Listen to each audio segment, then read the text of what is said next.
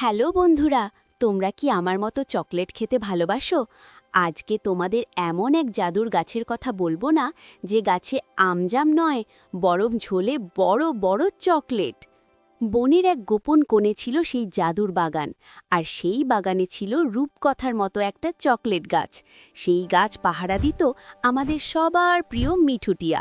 মিঠুর পাখাগুলো ছিল একদম রামধনুর মতো রঙিন। কি সুন্দর! তো সেই চকলেট গাছের একটা নিয়ম ছিল, মিঠু সবাইকে রোজ একটা করে চকলেট দিত, তার বেশি কিন্তু একদম নয়। কিন্তু আমাদের মিনু বিড়াল আছে না, ওই যে গলায় গোলাপি ফিতে পড়ে ঘোরে, সে ছিল মহালোভী। মিনু ভাবল, রোজ একটা করে খেয়ে কি আর পেট ভরে? আমি এক রাতে সব চকলেট সাবার করে দেব। কি দুষ্টু! যেই ভাবা সেই কাজ। রাত যখন ঝিঝি পোকা ডাকছে, মিনু চোরের মতো টিপি টিপি পায়ে বাগানে ঢুকল। সে চটপট করে গাছ থেকে সব চকলেট ছিঁড়ে তার বস্তায় ভরল। গাছটা ব্যথায় থরথর করে কাঁপছিল, কিন্তু মিনু কি আর তা শোনে?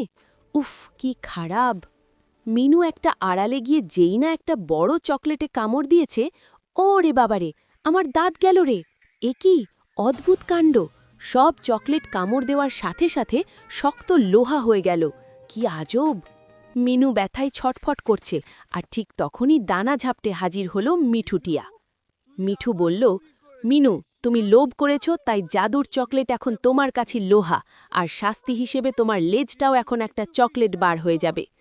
মিনু তাকিয়ে দেখে, ও মা, তার সুন্দর সাদা লেজটা এখন খয়েরি রঙের চকলেটের মতো ঝুলে আছে।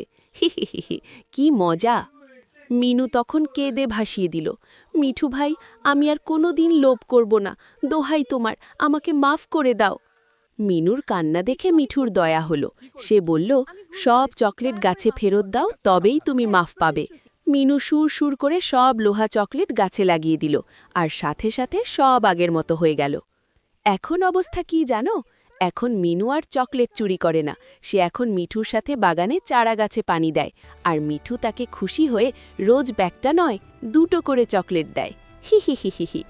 উপদেশ: লোভ করলে নিজেরই বিপদ হয়, আর ভাগ করে খেলে আনন্দ বাড়ে।